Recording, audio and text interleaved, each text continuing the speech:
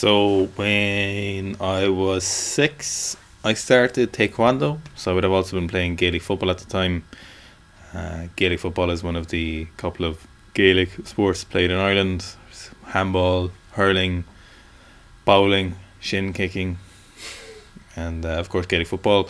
So I remember watching Bruce Lee in like Fist of Fury and Enter the Dragon, a couple of those movies, and I was obsessed with them, just enamored from as soon as I saw them.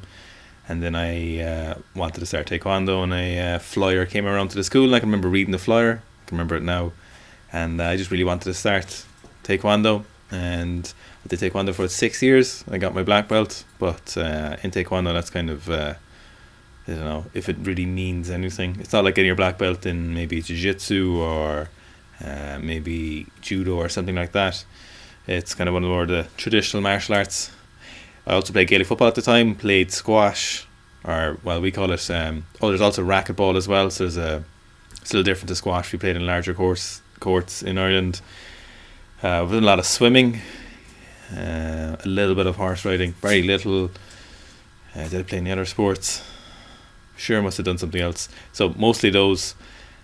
So played Gaelic football up until the age I was like 17. Around 15 or so, probably just as I was turning 16, I would have started some kind of strength training. So my older brother was a competitive strongman, not at the international scene. He didn't take steroids, much to his own demise, but he was a very talented lifter in strongman as well. Squatted like 250, deadlift like 300 kilos. He did strongman and a lot of other things prior to that, and he just came back from the UK where he lives one mid-term break, and he was going to the gym, and I said, can I go to the gym with you? And here we are several years later, over 15 years later now at this stage, where I went to the gym with him. Just really wanted to do something. I knew I wanted to do more things. I much enjoyed the individual aspects of training, like for martial arts. Did not enjoy team sports that much. I didn't enjoy kind of field sports. It wasn't something I was thoroughly impressed with. It's not something I was ever driven to be better at. I played them because it was just kind of a thing to do, and just to play with my friends and stuff like that, but it was not something I was ever really into or in any way driven to get better at. Oftentimes it was how much could I avoid training. So I started going to the gym very diligently then, kind of doing stuff like just general kind of training, kind of like push-ups, bodyweight squats, Turkish get-ups, like man makers, renegade man makers. I remember being really impressed by the strict press, and I had those really thin half-inch barbell, which I remember trying to press 55 kilos, which is actually Dara's best strict press. I remember trying to press that for the first time, clean and press it, not knowing I was cleaning it really, and didn't do any squats or deadlifts, had no way of doing them, and then I did that for about a year and a half or 2 years, probably up to about 2 years. At some point, I was reading Ross Enamite's book, who's Katie Taylor's actually boxing trainer, but he had a book called Infinite Intensity, a very well written book, basic training, like dumbbell rows, push-ups, circuit training, all that stuff, farmers walks, sled pushes, pull-ups, all this stuff that I was kind of doing. No real barbell training. That wasn't something he was madly enamored by, and it wasn't something I had much of an opportunity to do other than the strict press. And I could do a little bit of deadlifting. There was a gym nearby that I could get to the odd time. I can remember deadlifting like 120 maybe the first time I deadlifted. So at some point, I became aware of the sport of Olympic weightlifting. Ross Enamite was actually very respectful of them and talked about how amazing their athletes were in his book. And then I remember watching videos on YouTube, people like Georgi Markov, the Sydney Olympics, thinking that looks amazing. I think there was also a video of, funnily enough, Jared Fleming squatting to 27 for a set of 10. And I remember thinking, I'm going to do that someday. And I actually couldn't start weightlifting until I started university. So I emailed Weightlifting Ireland and got no response, obviously, because supposedly there was a club in a town nearby, but there actually wasn't. The website was just very out of date, and I had nowhere to start, but I knew the university I wanted to go to had a very good weightlifting club and very good weightlifting facilities. So 2 years later, I was gunning for it. I remember waiting for months. I couldn't wait to go to university for multiple reasons, but also to go start the sport of weightlifting. I remember looking forward to all that summer that I would be starting weightlifting. So literally the very first day, like the first day of induction, where they're taking you around campus and introducing you to everything. I remember literally as soon as the things were over, going straight to the gym to join the gym for the full year and doing a training session. And it was just, there was no looking back from there. I think that's kind of, I don't know why I started, but I knew what led me there, I suppose.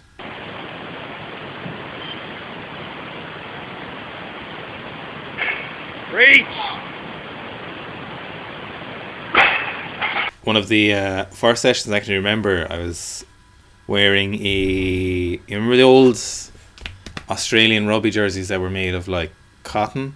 Yeah, the heavy. Yeah, purely cotton. I had one of those from the 90s, and I remember just couldn't wait to do back squats because I'd no other way of doing back squats from a rack with bumper plates. And I remember doing 120 for reps or 130 for reps. I would have been like 70 odd kilos at the time. That would probably been my first kind of time back squatting. So, what are your PBs now?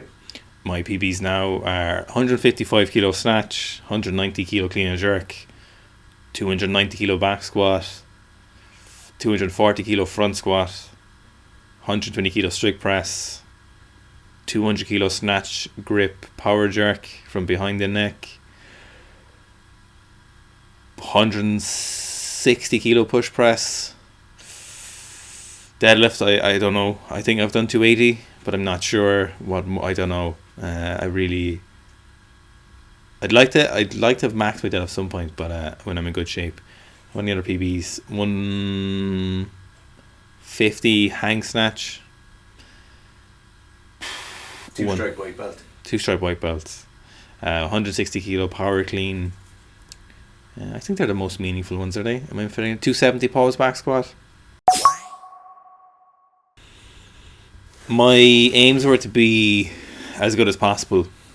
As good as possibly I could be, and hopefully I was just always kind of wondering if the Olympics was a possibility and see if things changed. It was never like a thing that I was like, I'm definitely going to get the Olympics, but I was always training as hard as I could if the opportunity arose for it. I think I was in a training club with people who trained hard and very intelligent, but they're also quite realistic, and they made me aware of the sport of weightlifting in regards to the drug use and the situation in regards to weightlifting in Ireland. I think it quickly became apparent, what the situation was. So I was never under the illusion that I could definitely get to the Olympics, but it was something that I was going to take advantage of if at all possible and train as much as I could, and if I thought I could be good enough. That obviously was not the immediate aim, but that was something that became apparent after a couple of years. But the initial aim was to be, the best lifters in Ireland and to lift the most weight I could possibly manage. I think probably, to be honest, strict pressing 120, because that was something I was just really gunning for. That weirdly stands out in my mind. Maybe training in kind of Qatar Miso was quite interesting, but the most memorable training session, probably the 120, or when I clean jerk 190 when you, Clarence and Gabriel were there. That was probably pretty memorable. Maybe training in the 2015 European Training Hall, they were pretty memorable. Training drunk after, because drinking at the venue and then going into the training hall because they were completely unsupervised and doing a power clean with a women's bar, which wasn't a great idea, to be honest. But here we are. We don't have any role models. You broke the mold. My plan for 2023 is we are hopefully going on a trip to a certain country in the Far East relative to us. So with a certain other YouTube personality who you might know as C. Kennedy. Wait, that's too obvious. Clarence K. And potentially a certain taller mammalian animal from also YouTube. So don't want to hype it up too much, but we might be going, and when I say might, unless there's some very unforeseen circumstance, we will be going to this Far East country to train, hopefully with a certain person who squats a lot and squats heavy weights. And so that'll be the main priority there sometime in the summer. So at the moment I'm in like taking over weightlifting shape. Like I might snatch and clean and jerk once a week, or well, to be honest, the last week I haven't snatched and clean and jerked in 2 weeks. I'm currently getting coached by Anton Plesnoy, but my main training modality at the moment is just a lot of jiu-jitsu. Been doing jiu-jitsu for over a year now, and I thoroughly enjoy it. So right now I'm in great jiu-jitsu shape, but terrible weightlifting shape. So the plan is to unfortunately let the jiu-jitsu shape slide. There is a competition on in February. It's called the Emerald Cup. It's on in Dublin in Blanchardstown. There we go. Fucking Blanchardstown. The 11th of February. So I might earmark that as the time when I will put a little sticky note on jiu-jitsu, rein it back to just once a week of jiu-jitsu, drop all accessory conditioning, and switch then to weightlifting again, and hopefully be in good shape for the kind of midsummer festival in the Far East, and hopefully make some memorable vlogs again, and hopefully hit some all-time PBs. As I mentioned, I'm getting coached by Anton Plesnoy, so at the moment we're just kind of doing as I can. I might not do sessions, or I might go much lighter than planned, depending on how tired I'm feeling, depending on which body part is sore from jiu-jitsu, and depending how tired I'm from jiu-jitsu sessions. So I keep them pretty novel. Anton, incredibly accommodating and unfailingly unfrustrated, I imagine, with probably kind of coaching someone in this situation would probably be quite annoying for him, but he's all G with it. So when it comes to February, hopefully earmark that as the competition, so that's in a couple of weeks. Maintain jiu-jitsu shape, nip jiu-jitsu for a little bit. I'll keep doing it once a week, but I'll do very little rolling, just keep practicing techniques, keep trying to figure things out, and do much more weightlifting. Currently I'm about 99 kilos. I actually had food poisoning to the weekend, I was 98 kilos, but about 99 of actual morning weight.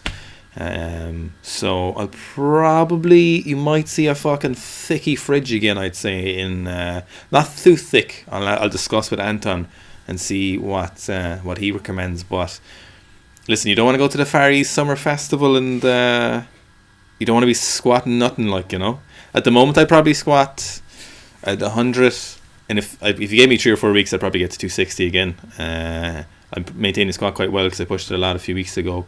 But you don't want to be squatting 260, No one, is it 100 at 260, or is it a lot more at 105, 107, And if anyone who does conditioning sports, you'll know that 5 to 6 kilos of body weight, it'll kill you. It'll get you. It'll get you. It's going to be sorry to leave the jiu-jitsu conditioning go, I'm not going to lie. I'm going to be pretty, that'll be a little bit upsetting, but I know it'll come back, and then I'm probably going to gun for, after that, I'm going to gun for the Dublin Open, the IBJJF Open, as a white belt in the hundreds, the super heavy class, next November, December in 2023. And my goal will be to do quite well in that, hopefully. So some weightlifting and then back to jiu-jitsu. But I'll have to let jiu-jitsu go for a little bit and let that weightlifting shimmy back in. Just shimmy out,